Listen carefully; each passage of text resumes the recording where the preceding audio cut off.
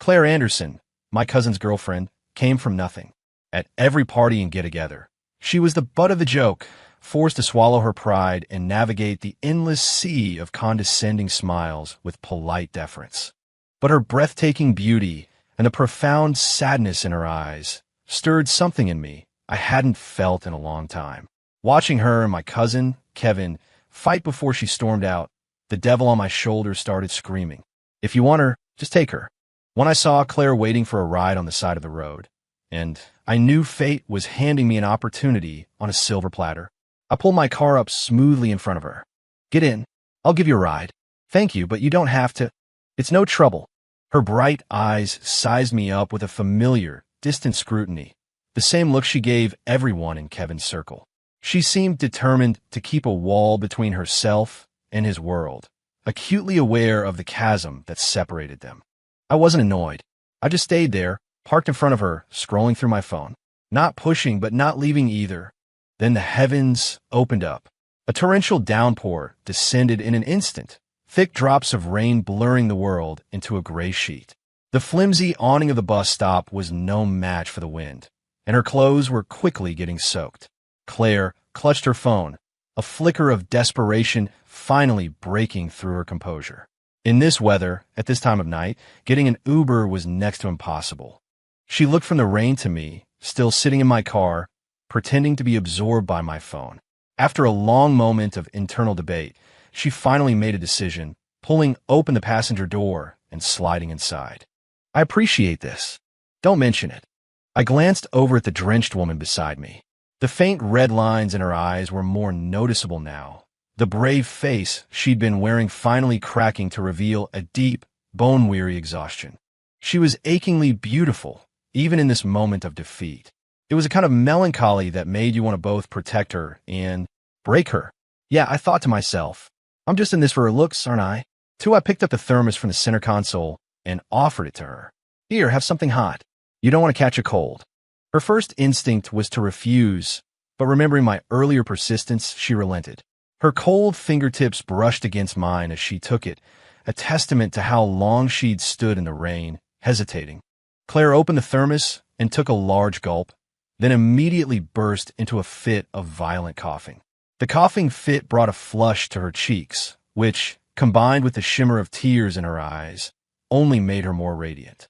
"What is this?" she asked, her voice raspy. "Hot tea with ginger and honey." I said it casually. "You don't like ginger?" She didn't speak, just gave a slight, almost imperceptible nod. I smiled. "My apologies. I'll remember that for next time." Claire remained silent, but the tips of her ears turned shade of pink. I watched her in the rearview mirror. What an interesting woman. 3 with the storm raging. I drove slowly, drawing out our rare moment alone. Sensing her continued tension, I spoke softly. "Don't worry about what happened back there." A pale, rigid mask fell over Claire's face. Her family was poor. She'd only been able to finish her education thanks to a scholarship funded by Kevin's family. Her looks eventually caught Kevin's eye. When they first got together, they were inseparable, but their backgrounds were worlds apart, their personalities complete opposites. Cracks had begun to form. Kevin's birthday party was as loud and extravagant as he was. He knew Claire was a fish out of water among his flashy, trust fund friends, but he'd insisted she come anyway, only to let her sit on the sidelines and endure their snide remarks. I wondered if he did it on purpose. The gift she'd brought him, a gold chain that cost nearly $3,000, must have been her entire month's salary. To that crowd, however, it was just a tacky, cheap trinket, a fact they weren't shy about pointing out with backhanded comments and thinly veiled smirks. Claire gave a bitter smile. "I'm used to it. You must really love him, then." She said nothing, just turned her head to stare out the window at the rain-streaked city.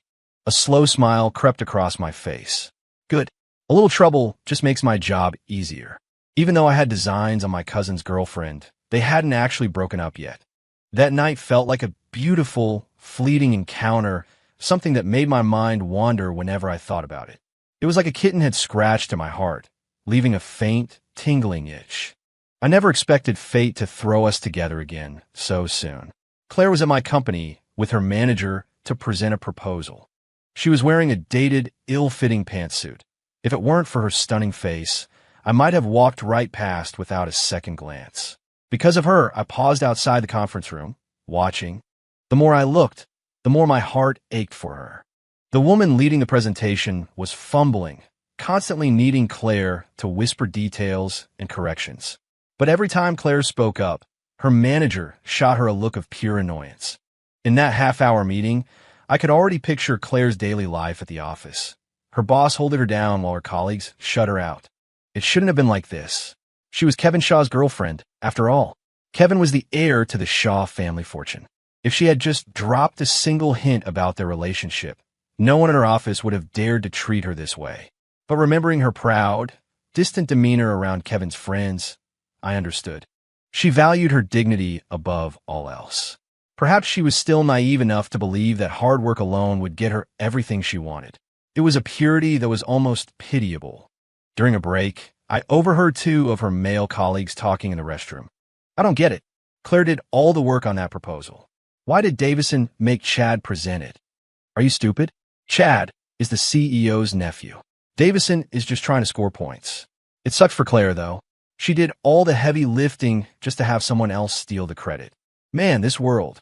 It doesn't matter how pretty you are. If you don't have connections, all the hard work in the world won't get you anywhere. As they continued to lament, I calmly walked out. Through the glass wall of the conference room, I watched Claire diligently taking notes. A wave of sympathy washed over me. Perhaps my gaze was too intense because she suddenly looked up, her eyes meeting mine. A storm of complex emotions flashed across her face before she quickly suppressed it, given the setting. I gave her a small smile and a wave before turning to leave. But I immediately sent a message to my department head. This project needed to go to the person who actually deserved it. Maybe it was because I was actively trying to poach her, but I kept running into Claire. Kevin had dragged her to a cocktail party, and as luck would have it, I was there too. Claire was as awkward as ever in the glitzy, superficial world of high society. The fact that she could maintain a polite facade was a testament to her good breeding. One of Kevin's friends, trying to be clever, put her on the spot, asking for her opinion on the red wine in his glass. Claire knew it was a trap. Instead of getting flustered, she simply admitted she didn't know much about wine. Kevin's face darkened. He felt his girlfriend had embarrassed him in front of his friends. He pulled her into a deserted hallway, and they started arguing again. Can't you just put in a little effort for me? You knew this was a wine tasting.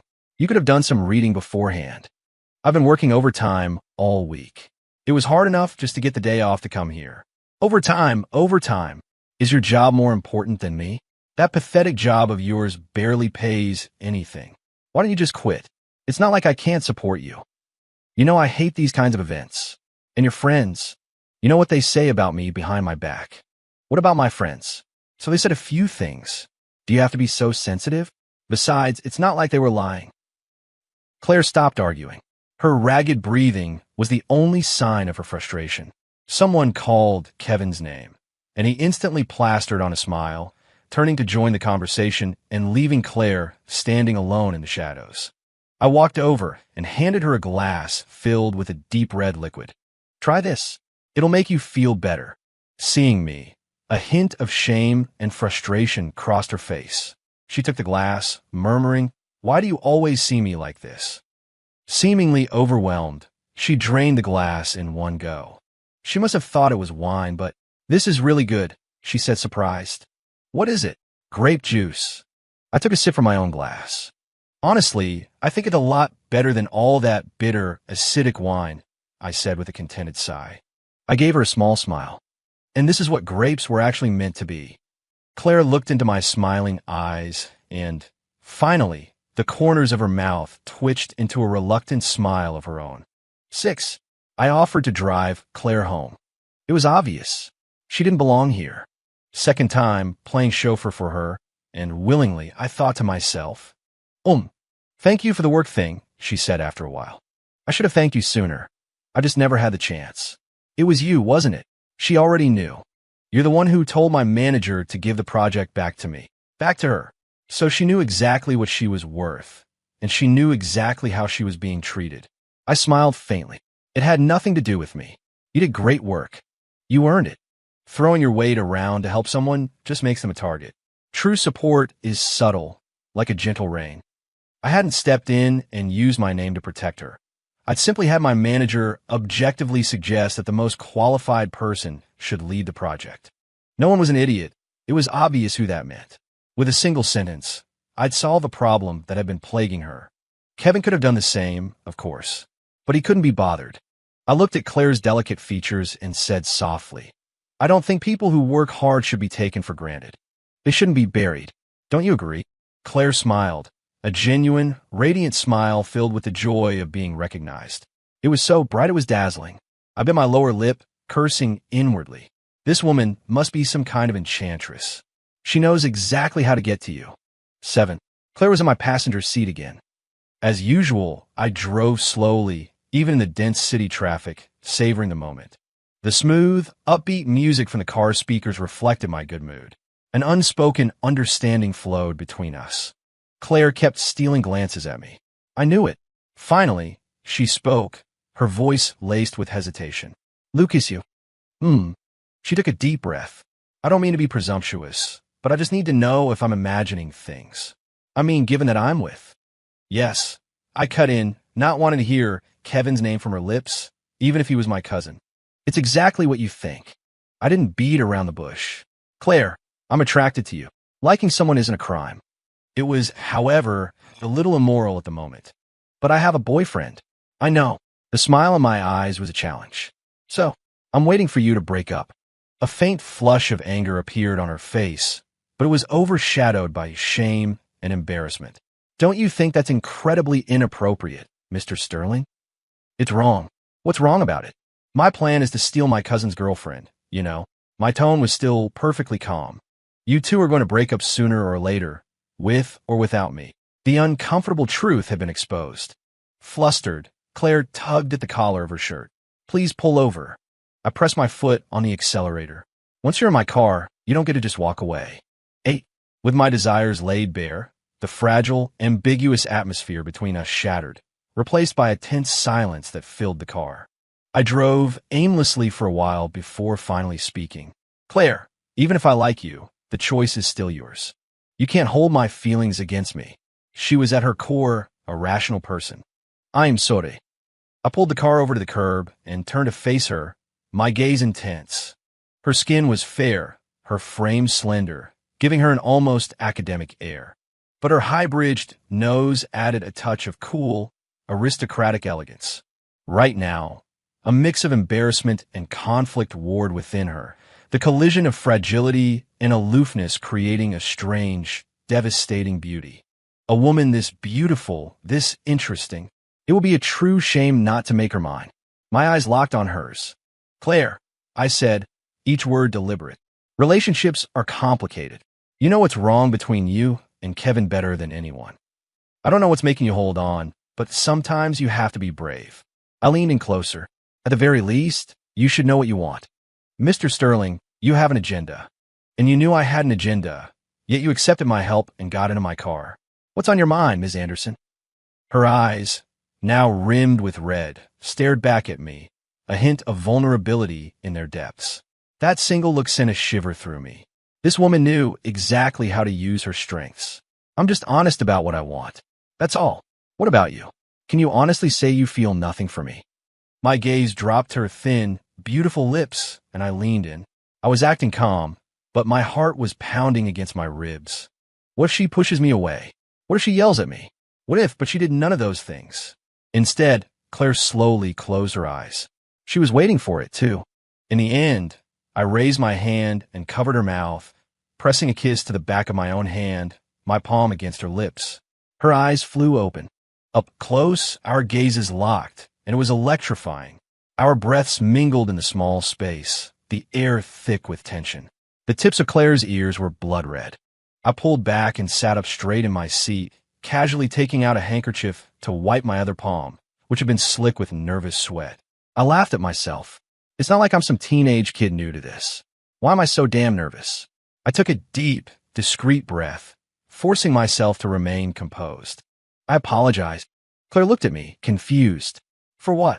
If my words or actions made you uncomfortable, I apologize. Okay, she whispered, looking down. But her conflict and disappointment were plain to see. 9 now that the seed was planted. I just had to let time and water do their work. I threw myself back into my work. On the few occasions I ran into Kevin, he was always with a different woman. That cousin of mine always did play the field. I didn't interfere, just offered a polite greeting and moved on. In love, it's not just men who turn into Sherlock Holmes. Women are just as perceptive when they suspect they're being cheated on. But it seemed Kevin wasn't ready to let Claire go, maybe because of that exceptionally beautiful face of hers. Yet every time he tried to get close to her, their fundamental differences would drive a wedge between them. Like right now, I hadn't seen Claire in over a month, and of all things, Kevin brought her to Willow Creek Estate. He was always dragging her into circles where she didn't belong. It was deliberate. They exchanged a few sharp words and parted in anger. Claire, bored and aimless, wandered through the gardens and happened upon me by the pond, sketching. She was so conflicted. One part of her wanted to come closer, while the other screamed at her to keep her distance. I broke the silence. Come see my drawing. That seemed to give her the excuse she needed. She strode over. When she saw the sketch on the easel, a flicker of secret pleasure crossed her stoic face. It was a drawing of a coolly elegant woman standing by a lily pond. A few simple lines had captured her very essence. You're very good. The subject is even better. Claire looked down, 1,000 unspoken words trapped behind her lips. I took the drawing off the easel and handed it to her. It's yours. She took it carefully, her fingers tracing the lines as she whispered, thank you. Seeing she had nothing to do, I offered to show her around the estate. You know this place well, she commented. It's my mother's. I lived here for many years. I casually plucked a few cherries from a nearby tree and offered them to her. My grandmother planted this tree when I was a kid. Try one. She didn't hesitate, popping one in her mouth. Well, a little tart, but I like it. I picked one for myself. Me too. I think it's perfect. Claire quickly looked away, searching for a new topic. We had a cherry tree in front of our house back home. Every year around this time, it would be loaded with cherries. My grandma never got mad at the neighborhood kids for picking them. She said we could never eat them all before they spoiled anyway. She would preserve the sour ones in sugar, and we'd eat them with a spoon. A soft, nostalgic warmth filled her eyes as she spoke of her family. Claire's parents had died when she was young, and she was raised by her grandmother. But the old woman passed away from an illness during Claire's junior year of college, leaving her completely alone in the world. Her reluctance to let go of Kevin was probably tied to that old sense of gratitude for his family's financial help. 11 Claire, what are you doing here? Kevin appeared out of nowhere, his voice sharp with accusation. Don't you know this is a private estate? There are areas off limits to guests. Any single piece of art in here is worth a fortune. If you broke something, you could never afford to replace it. What are you thinking, wandering around? He continued his tirade. I told you to stick with me, but you never listen. I even arranged for you to meet a few important clients. Everything I do is for your own good. Claire was standing just in front of me, completely blocking his view. Ranting, Kevin didn't even see me. What's that in your hand? Did you even wash those cherries before eating them? They're filthy. He snatched the cherries from her hand and threw them on the ground. What's so great about these anyway? They're sour and bitter. Didn't I just buy you those expensive imported ones? And you're still craving this junk. I couldn't see Claire's face, but from the rigid set of her shoulders, I knew she was mortified. I stepped out from behind her. Kevin, it's Claire's first time at Willow Creek. Don't be so hard on her. Lucas, what are you? Kevin's eyes darted between me and Claire, a storm of anger, resentment, and a strange, hidden excitement brewing in his gaze. He stepped forward and wrapped his arm possessively around Claire's. Sorry about that, cuz. My girlfriend doesn't know any better. Hope she wasn't too much trouble. No trouble at all. Well, we'll get going then. Goodbye. Claire glanced back over her shoulder at me, standing under the cherry tree, a look of unspoken anxiety on her face. But I just kept a pleasant smile, giving a casual wave. Inside, the devil was screaming again. Go on. Take her from him. 12 The dinner party was also held at Willow Creek. The estate's private chef was legendary, and reservations were only available to close friends of the family. Being in the same place, another encounter was inevitable. Kevin was like a different person. He clung to Claire, holding her hand with their fingers intertwined in a blatant display of ownership. but the whole performance felt staged. His friends played along, cheering and goading them to kiss for the crowd. Claire's eyes instinctively found mine from across the room. Our gazes met, but I kept my expression perfectly neutral. Before she could react, Kevin lunged forward and kissed her. It was a long, theatrical kiss. So long it felt like time had stopped. My hands clenched into fists, my palms slick with sweat. So, I wasn't as indifferent as I pretended to be. Friends next to me chuckled. Young people these days. So bold. I managed a tight-lipped smile, but said nothing. Kevin finally pulled away from Claire, a smug look on his face as he immediately tried to gauge my reaction. But I was already deep in conversation with a friend, giving him nothing. Claire, however, looked pale. The three of us knew exactly what that public display of affection was about. Being used as a prop to show off would make anyone feel sick. She made an excuse and fled to the restroom, her retreat looking more like a desperate escape. Kevin approached me, his voice dripping with provocation. Lucas, Claire and I are thinking about getting engaged. You'll wish us well, won't you? I'd wish you well no matter who you were engaged to. Kevin opened his mouth as if to argue, then seemed to think better of it, mumbling, well, thanks for that, I guess. When Claire returned, she was met with a chorus of congratulations, leaving her utterly bewildered. Kevin just stood beside her, smiling serenely and accepting the well wishes without offering her a single word of explanation. I sipped my tea and watched the farce unfold. Knowing Kevin's personality, there was no way he would ever marry Claire.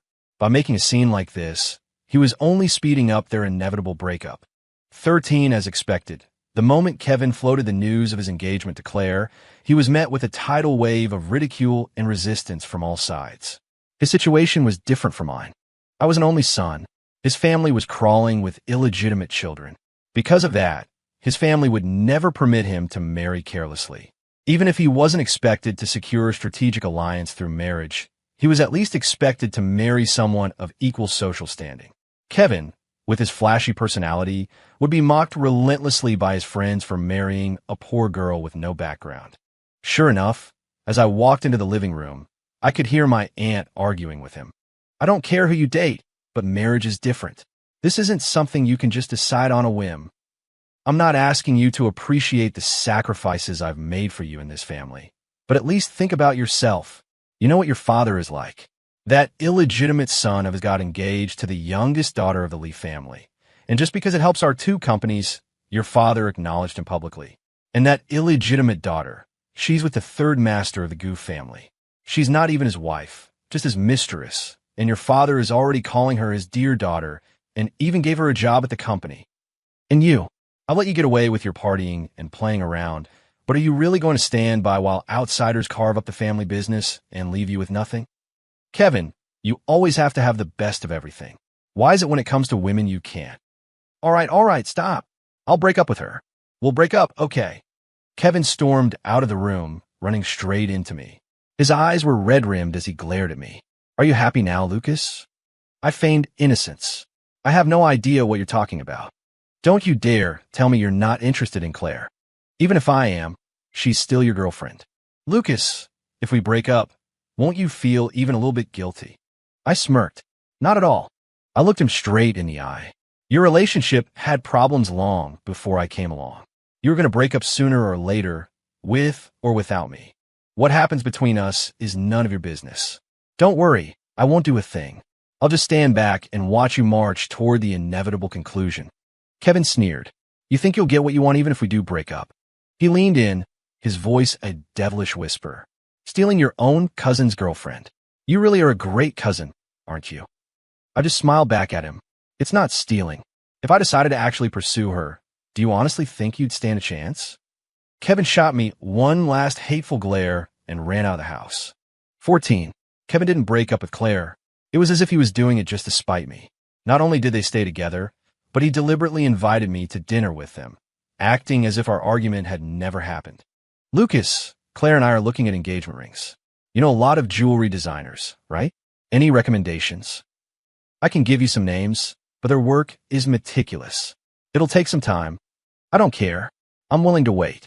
Kevin took Claire's hand and pressed it to his chest. Claire and I have been through so much already. A little time is nothing. He then happily ordered for the table. The waiter politely confirmed the order and asked, "Are there any dietary restrictions?" "None," Kevin said automatically. I spoke up. "No ginger in any of the dishes, please." At my words, Claire's head snapped up, her eyes fixed on me. Kevin was confused. "Since when did you get so picky, Lucas?" I just smiled, saying nothing, but a small, secret thrill went through me. So, he didn't even know that about her. Kevin chattered on excitedly about the engagement, detailing the style of wedding dress, the diamond tiara, the tuxedos. I knew he had an ulterior motive, but I played along. Adult conversations require a certain amount of reading between the lines and letting things slide. Just then, a middle-aged woman approached our table. Well, I thought my eyes were deceiving me. "Mr. Sterling and Claire, what a surprise." Claire stood up. "Ms. Davison, what a coincidence." The manager's eyes scanned Claire critically before she turned a fawning smile on me. "It certainly is a coincidence. So you two know each other." I was wondering how. "Oh my, I feel so foolish. If I had known you were acquainted, I would have just given the project to Claire from the start instead of making you intervene." "Rest assured, Mr. Sterling, Claire's abilities are well known in our company. I'm certain she'll deliver a perfect result for your project." I just smiled pleasantly at Ms. Davison, not engaging, letting my polite silence dismiss her. She got the hint and, after another moment, excused herself. But as she left, she threw one last grenade over her shoulder. "Claire, make sure to stay close with Mr. Sterling. Don't forget who gave you a leg up." I had to resist the urge to laugh. Ms. Davison had floated in, dropped a ticking time bomb, and floated away without a scratch. Kevin was practically vibrating with rage. He bit out through clenched teeth. "You two have been in touch behind my back." Claire frowned slightly. "It's not what you think." "Then what is it?" Kevin's nerves were already frayed, and Ms. Davison had just lit the fuse. I had no intention of getting caught in the crossfire. "It seems like you two have things to discuss," I said, standing up. "I'll be going. We can do this dinner another time." "Lucas Sterling." Kevin's shout echoed through the crowded restaurant, drawing stares. "Are you satisfied now that you've taken what's mine?" I looked at my hysterical cousin calmly. "She's not a thing. She's a person." 15, I didn't want to get caught in the blast radius, but I wasn't about to miss an opportunity to move in. So I watched their argument from a safe distance. "When did you two start hooking up? Have you kissed? Have you slept together? Claire, do you have a heart? Have you forgotten who paid for your education?" Claire seemed to have weathered so many of these fights with Kevin that she was surprisingly calm. "Just because your family helped me once, does that mean I'm your property forever?" She sighed wearily. "There's nothing going on between me and Mr. Sterling." "You think I'm going to believe that?" Kevin roared. "Claire, I'm not an idiot. He's my cousin. I know him better than you do. Lucas Sterling has always been arrogant and distant. He doesn't care about anything. So why would he suddenly take an interest in you? If there was nothing between you, why would he help you?" Kevin was completely unhinged. No explanation would get through to him. He snatched Claire's phone. After unlocking it, he froze, his face a mask of disbelief and rage. His voice was laced with fury. "This is you or nothing, using his drawing as your phone's wallpaper." An awkward flush crept up Claire's neck. The drawing wasn't signed. She was shocked Kevin recognized it.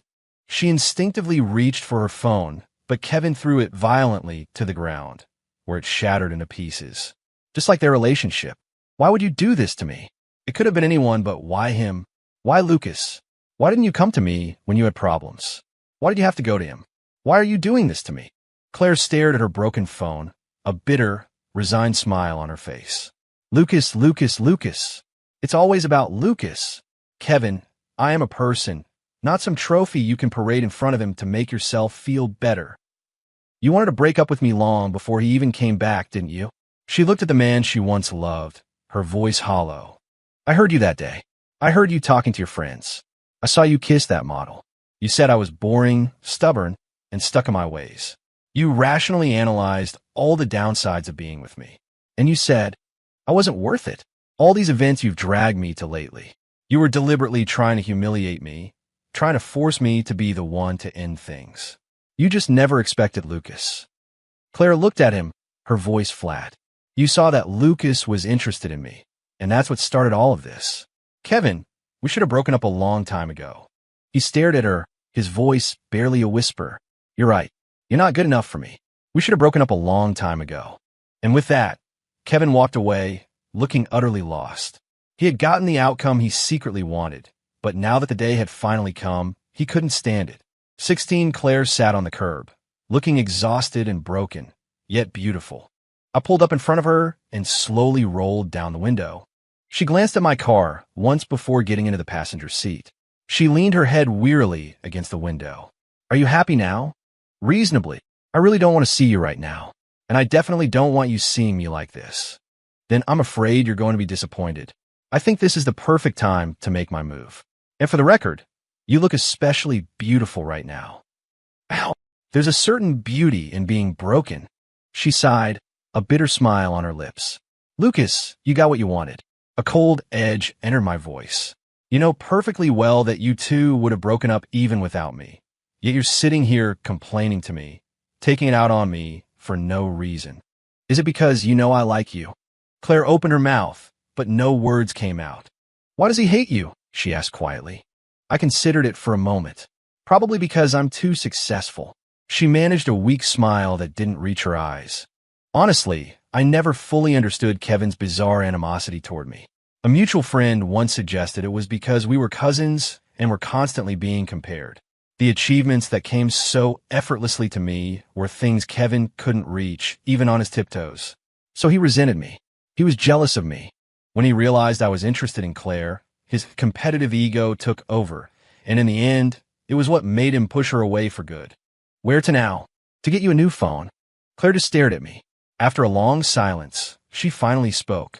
Are you going to be another Kevin? I scoffed. Are you trying to insult me? She looked down at her hands. You wouldn't be another Kevin. You're smarter than him. Much more cunning. You rich, powerful heirs. You get everything you want without lifting a finger. And no matter how hard I work, no matter how many obstacles I overcome, I'll just end up as another cog in the corporate machine. I thought Kevin and I were just a normal couple. I even let myself dream about having a home with him. It wasn't until I heard him talking to his friends that I realized how pathetic I was. To him, I was just a game. Lucas, I lost. I can't afford to play. If you're just looking for a game, please don't mess with me. I slammed on the brakes, pulling over sharply. I turned to her, my eyes blazing. Claire, you're not me, so don't judge me. And I am not him, so don't you dare diminish me. I do like you. It's about you, and it has nothing to do with anyone else. I went with Claire to buy a new phone. As I watched, she naturally set the wallpaper to the sketch I had drawn for her. She noticed me watching and blushed. I really like this drawing, she said, as if trying to justify it. I smiled. I like it too. There's no signature. How do you know it was yours? I understood then. When we were kids, I loved to draw. Teachers and family all praised me for it. So Kevin insisted on learning too. He copied everything I drew. He spent years imitating my style, so he knows my brushstrokes. I see. Seeing the pensive look on her face annoyed me. Claire, did you break up? After a scene like that? Of course we did. Good. What's good about it?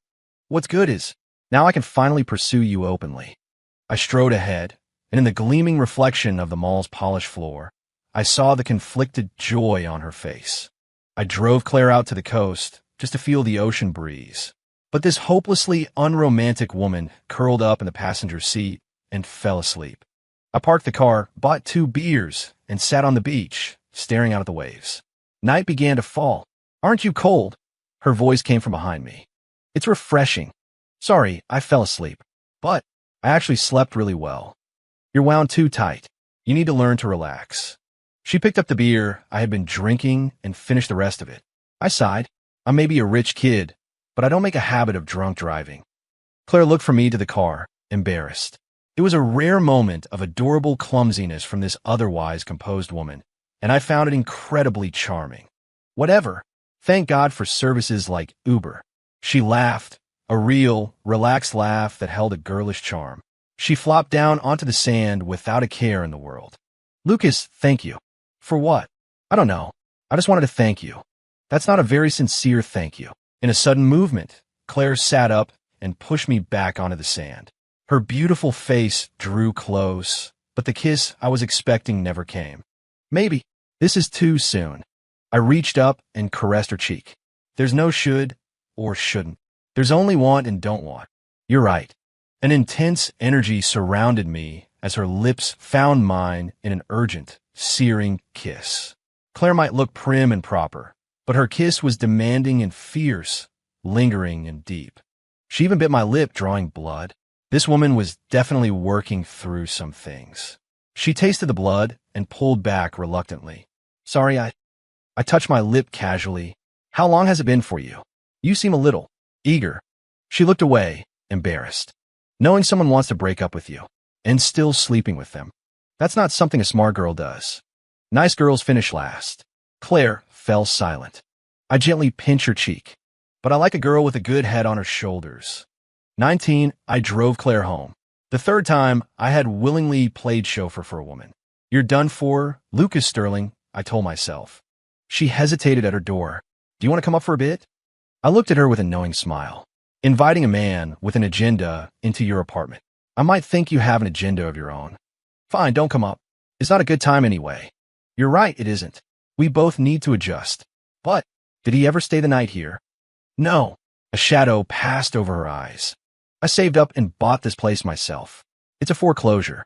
As you can see, it's an old building, not in the best shape. He didn't like it. He thought it was beneath him. I nodded with a gentle smile. I think I'm going to like it. I'll see you next month. Why next month? Because I'm leaving for a business trip to France tomorrow. I'll be back in a month. I held her gaze. You know how I feel, but do you know how you feel? Let's give ourselves some time. Give me your answer in a month. Okay, see you in a month. After she went inside, my heart was still racing. I'd had partners before, but they were always casual, easy come, easy go. Nothing like this fierce, sudden storm. I needed time to let things settle, so I could properly face this unexpected, overwhelming feeling. 28 months flew by. I didn't contact Claire, nor did I keep tabs on Kevin. I just focused on my own work. When the agreed-upon day arrived, I called her. She answered on the first ring. There was silence on the other end, but I could hear her breathing, and I sensed her nervousness. Time's up. I'm back. Do you want to meet? She was quiet for a long time. Even her breathing seemed to deepen. Then, her voice came through the line. Lucas, I've missed you. A smile spread across my face. Then, I'll come over tonight. Okay, see you tonight. I could feel the thunderous beat of my own heart. A long-forgotten thrill of joy and anticipation. That evening, I arrived at her apartment right on time. Claire was wearing loungewear, but she had clearly just showered. A faint, woody scent clung to her skin. It was a scent I loved. She stared at me intently. You look very handsome tonight. I smiled. That's probably because I'm wearing exactly what you wanted to see. The moment the door closed, I pulled her into my arms, and a storm of kisses rained down on us. Everything that followed was as natural as breathing. We were not inexperienced teenagers, but we fit together with a surprising, perfect synchronicity. For me, it was the deep satisfaction of a desire fulfilled. As for Claire, she was wide awake as she let herself fall. 21, we never had a formal, I love you conversation. We just knew we were together. Claire had a deeply domestic soul. Perhaps because she'd lost her parents so young, she yearned for a home life. Her apartment, though small, was incredibly cozy and warm. The balcony was filled with plants, including tomatoes, peppers, and green onions. She disliked eating out and loved to cook. Her skills were impressive, and her fridge was always stocked. She carefully selected every piece of furniture and had even bought a large bouquet of red roses to welcome me. Surveying her little home, I thought, no wonder she and Kevin could never make it work. Wearing one of her white t-shirts, I looked at the breakfast spread she had prepared. Pancakes, scrambled eggs, bacon, and oatmeal. I had to laugh. Why did you make so much? I didn't know what you liked. I chose the scrambled eggs and bacon. I lived abroad for many years, but I've always been a fan of a classic American breakfast. I took a bite. The eggs were fluffy, the bacon perfectly crisp. This is delicious. Really? Of course. I want to try the pancakes too. I used her fork to take a bite. They were light and flavorful. These are amazing too. I'll make them for you again tomorrow. The warm, peaceful breakfast was shattered by the shrill ring of her phone. It was on the table, and I could clearly see the caller ID. Kevin. Her first instinct was to decline the call, but the phone immediately started ringing again. I took a sip of my coffee. Go on, answer it. It's not like I'm going to stop you. Claire put the call on speaker. Kevin's voice was sharp and unhinged, as if he were drunk. You make me sick, Claire. She frowned. Breaking up was what you wanted. Why are you insulting me? I'm right downstairs. I saw Lucas's car. You slept with him, didn't you? Claire didn't answer, but her silence was its own confirmation. Claire, I hate you. I'm disgusted by you. Why him? It could have been anyone, but why did it have to be Lucas? And don't forget, Claire, you're nothing but a charity case my family took in. Do you have any idea how much money we spent on your education? Have you paid us back? How dare you run off with another man? You're ungrateful. You're a monster. He was still ranting, and I could hear his friends in the background trying to calm him down. Come on, Kevin, let's just go. The call ended. The warmth of the morning vanished, replaced by a heavy, oppressive silence. 22, I looked at Claire calmly. Why did you two get together in the first place? She met my gaze and, after a moment, said, because he promised me a home.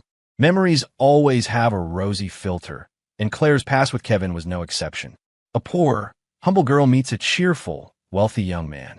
She thought it was fate, only to be crushed by the harsh realities of their differences. Kevin probably didn't even miss her that much. It was his ego that was bruised, especially since the other man was me. But listening to her talk about their past, I felt a complex mix of emotions. Kevin was right about one thing. I am arrogant and distant. I don't care about much. Claire was the one exception. I'd always looked down on my useless cousin, but for the first time, I envied his luck for having met her first. Turns out I was just an ordinary man after all. Claire, you two are broken up. Of course. She took my hand, her grip firm. And now, I'm her girlfriend. I disentangled my hand only to link my fingers with hers. Good. Then I hope this is the last time I ever hear you mention your ex-boyfriend. A strange light flickered in her eyes as she looked at me. She suddenly tumbled into my lap. So you do get jealous. I stroked her cheek, savoring the feel of her skin. Of course I get jealous. And envious. Never underestimate a man's jealousy. It can be a very ugly thing. Her eyes filled with delight. She hadn't been sure. She hadn't been sure if I was just another Kevin, or if I was using her to get back at him. My possessiveness brought her a strange kind of joy. Claire leaned in and kissed me, pulling me down with her into a dizzying spiral of passion. We spent the rest of the morning tangled together on her small sofa. In the haze of it all, I asked her, Claire, do you love me? She didn't answer with words, only with the increasing intensity of her touch. 23, Kevin and I are cousins. Avoiding him forever was impossible. Our next meeting, fittingly, was at Willow Creek Estate. The last time, Kevin had used this place to announce their sham engagement. This time, Claire was here as my girlfriend. I had invited a few artist friends for a day of painting in the gardens, and Claire was posing for me under a willow tree by the lily pond. The painting would take hours, so after finishing the initial sketch, I told her to wander around and enjoy the grounds instead of being stuck there. She was reluctant to leave, lingering by my side for a while before finally, and wistfully, walking off. When I had made enough progress, I went to find her. I found her surrounded by Kevin and his cronies. So, Claire, you break up with me and a month later you're with Lucas? You're disgusting, Kevin sneered. Or maybe it's more accurate to say you were cheating on me. Claire's face was pale, but she remained composed. Think whatever you want. The fact is, I only got together with Lucas after we broke up. Huh, who's going to believe that? You two are already sleeping together. If you weren't already hooking up behind my back, then I guess that just makes you a cheap slut who throws herself at any rich guy who looks her way. Claire was as white as a sheet, but faced with Kevin's relentless, delusional attacks, any explanation was useless. He wouldn't believe her because he didn't want to. She sighed. Believe what you want. Since we're broken up, let's just stay out of each other's lives. You think I want to see you? If I hadn't brought you into this world, you never would have had the chance to sink your claws into Lucas. Kevin's voice rose to a hysterical shriek. You think Lucas is some saint? He steals his own cousin's girlfriend. He's a hypocrite. You're both trash. Disgusting, shameless, and pathetic. Claire finally snapped. Isn't breaking up what you wanted? Stop blaming everything on Lucas. We would have broken up even if he never existed. I walked calmly toward the group. Kevin shot me a look of pure hatred. My voice was even and clear. Kevin, Claire is my girlfriend now. Please show her some respect. Her life is none of your business. I can't believe the high and mighty Lucas Sterling would lower himself to being the other man. Don't be so dramatic. Yes, Claire and I are together, but it was after you two broke up. Do you even believe that yourself, Lucas? So what are you really angry about? That you and Claire broke up? Or that Claire is with me? I stared him down. If Claire's new boyfriend wasn't me, if he were just some average guy, Kevin, be honest with yourself. Would you be amused? Or would you be gloating? Kevin glared at me, speechless. He could accept breaking up with Claire. He just couldn't accept her new boyfriend being me. I glanced at Kevin and his posse of hangers-on. Willow Creek is my mother's estate, I said with a smile. While parts of it are open to the public, I still have the final say on our guest list. From now on, this little garden will no longer be open to any of you. I took Claire's hand and turned to leave. Lucas, Kevin yelled, his voice thick with rage and resentment. Claire is just my cast-off, something I already used. Aren't you disgusted by my leftovers? Claire, you're nothing but a dog our family fed. Did you pay back the money before you started wagging your tail for a new master? Claire froze, her body rigid, her palm cold and slick with sweat. Such vicious words, coming from the man she once loved. I turned around calmly, a pleasant smile on my face, and walked back toward Kevin. My hand swung, and the sharp crack of my palm connecting with his cheek echoed in the quiet garden. Kevin stared at me, his hand flying to his face, his eyes wide with disbelief. You hit me? You actually hit me. For a woman. Kevin, watch your mouth. Your words don't just degrade others. They degrade you. I took a black card from my wallet and tossed it on the ground at his feet. This is for my girlfriend to pay you back. I'm sure it's several times more than what your family ever gave her. The relationship is over. The debt is paid. Remember this, Kevin. There is nothing between you two anymore. Kevin's eyes were practically shooting flames, but when he met the cold fury in my gaze, it triggered a deep-seated fear. His lips trembled, and in the end, he turned and left, his face a mask of bitter defeat. 24 Kevin's little drama had thoroughly ruined the mood for painting. Claire just looked at me, a whirlwind of emotions in her eyes. Just say what's on your mind. She finally spoke, her voice hesitant. I don't actually owe him anything. I know. I took a sip of tea. Your first 9 years of school were public. The Shaw family might have helped with living expenses, but it was based on the average for a low-income family. The only real expense was high school tuition. You paid for your own college tuition by working. All in all, did their financial support even break $10,000? And if we're going to be clinical about it, you worked at Shaw Industries for 2 years for only a base salary. That more than covers it. Not to mention all the gifts you bought them for holidays, birthdays, and anniversaries over the years. If you really did the math, who owes who would be anyone's guess. Claire gave a bitter smile. So you knew all along. She sighed. I wanted us to be equals in our relationship. So before we even started dating, I worked hard to pay back everything I felt I owed his family. To them, that money was nothing, probably less than one of Kevin's suits. But to me, it was important. I smiled at her. This was the root of their problem.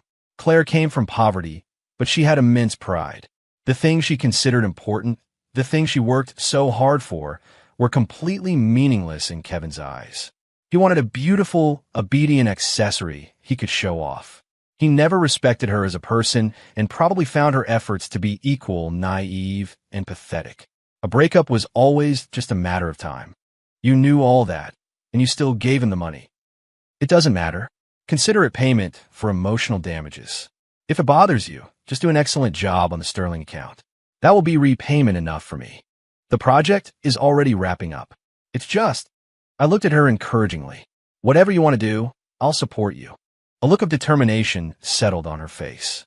I think I'm going to quit. The atmosphere at work is toxic. Before, when they thought I had no connections, they held me down. Now that they know I know you, they're kissing up to me in the most suffocating way. My manager keeps making empty promises, and honestly, I can't stomach it anymore. Then leave after the project is done.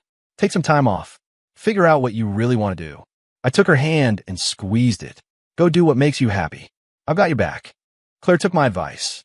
The moment the project was finalized, she handed in her resignation. Her manager made a show of trying to convince her to stay, but he was clearly thrilled. With Claire gone, the CEO's nephew, Chad, could finally take her position. After quitting, Claire embraced the role of a homemaker. To make things easier for us to be together, she moved in with me. I discovered just how much she loved creating a home. She spent her days tending to the plants on the balcony, shopping for new pillows for the sofa, or picking out the perfect dishes for a new recipe she wanted to try. These small things brought her immense, quiet joy. One day, she was coming back from the grocery store, her arms full, when she ran into Kevin at the entrance to my building. He wasn't as hysterical as before, but his eyes were still cold with hatred. Well, moved in together already. You really know how to climb the ladder, don't you? The second you found out Lucas had more money than me, you couldn't wait to play house. Claire tried to ignore him and walk past, but he blocked her way. You know, Claire, after all these years, you're still so naive. It's pathetic. I was never going to marry you. Do you honestly think Lucas will? He stared directly into her eyes. You should know about his family. His father is the chairman of Sterling Industries. His mother is a diplomat. His grandmother founded a luxury jewelry brand, and his grandfather was a real estate tycoon. His maternal grandmother works for the Department of Education, and his grandfather was the president of a university.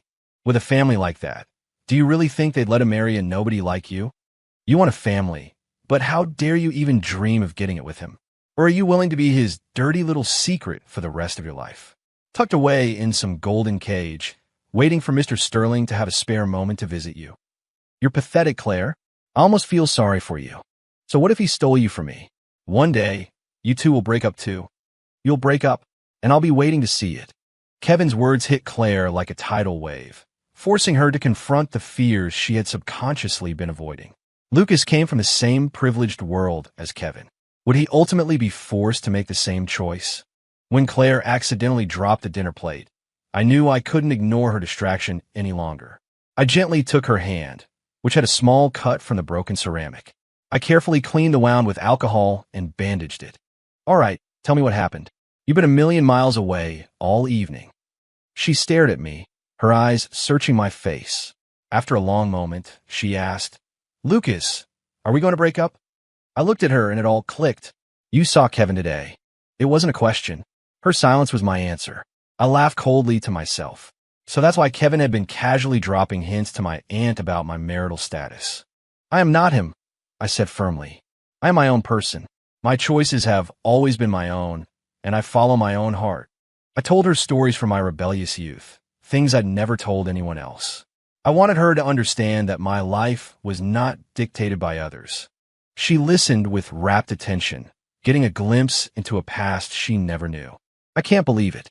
You seem so calm and collected, but you were actually so wild. I finished for her with a smile. She smiled back, a fond, gentle expression on her face. Actually, I've been meaning to ask. I always get the feeling that Kevin is a little afraid of you. He's obsessed with competing with you, but I think deep down he's terrified of you. I smirked. That's because he's seen what I'm like when I'm truly angry. I didn't go into the brutal details. A man should maintain a little mystery.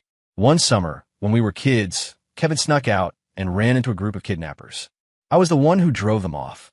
Or rather, I was the one who beat them to a pulp. After being rescued, Kevin's first reaction wasn't gratitude. It was terror. Not of the kidnappers, but of me. He had watched me knock their teeth out, had seen me put my foot through their most vulnerable parts. It was bloody, vicious, and raw. Thanks to my family's connections, the half-crippled traffickers ended up in prison, and in Kevin's mind, my image was forever cemented as something to be feared. Claire didn't seem to be able to picture it. She cupped my face in her hands, her fingers tracing my features. My Lucas is a handsome, elegant gentleman.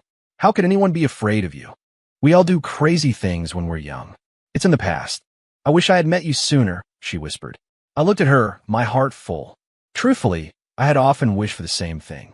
Kevin's attempts to use our family to pressure me into an engagement failed. Instead, he was thrown into a panic when his illegitimate brother got engaged and received a chunk of company stock. Breaking up with Claire had been a calculated decision, and now that she was gone, he needed to reclaim what he felt was his. Through my aunt's connections, Kevin quickly announced his own engagement. The fiancée was the youngest daughter of a publicly traded company. She had a wild reputation, but her family was wealthy, and her older brother was competent enough to clean up her messes.